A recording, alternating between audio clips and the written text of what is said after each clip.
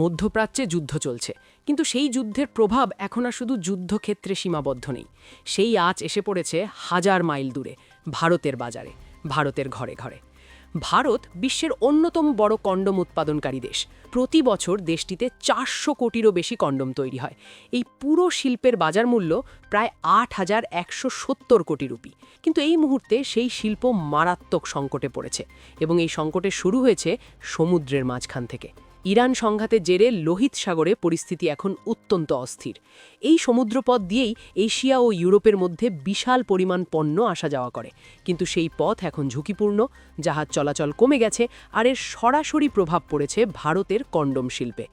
কারণ কন্ডম তৈরিতে যে কাঁচামালগুলো সবচেয়ে বেশি দরকার, সিলিকন অয়েল, অ্যামোনিয়া এবং বিভিন্ন পেট্রোকেমিক্যাল, সেগুলোর বড় একটা অংশ আমদানি করতে হয়, আর সেই আমদানি এখন প্রায় থমকে গেছে। শুধু কাঁচামাল না, কন্ডোমের প্যাকেজিংয়ের জন্য যে পিভিসি ফয়েল আর অ্যালুমিনিয়াম ফয়েল লাগে, সেটার সরবরাহ কমে গেছে।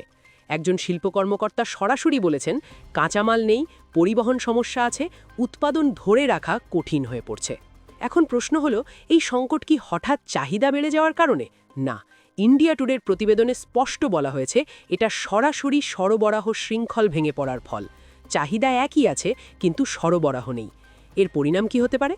বিশেষজ্ঞরা বলছেন, খুব শীঘ্রই খুচরো বাজারে কন্ডোমের দাম 50% পর্যন্ত বেড়ে যেতে পারে। শুধু একটা উদাহরণ দিলেই বোঝা যাবে পরিস্থিতি কতটা গুরুতর।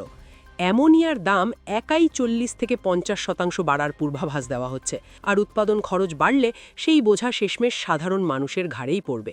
ইতিমধ্যে মুম্বাই আর দিল্লির মতো বড় শহরের বাজারে কন্ডোমের ঘাটতির খবর আসতে শুরু করেছে। দোকানে পণ্য নেই, দাম বাড়ছে, মানুষ বিকল্প খুঁজছেন। কিন্তু আসল উদ্বেগের জায়গাটা হলো জনস্বাস্থ্য। কন্ডোম শুধু জন্ম নিয়ন্ত্রণের সরঞ্জাম না, এটা এইচআইভি সহ একাধিক যৌনবাহিত রোগ থেকে সুরক্ষার প্রধান মাধ্যম।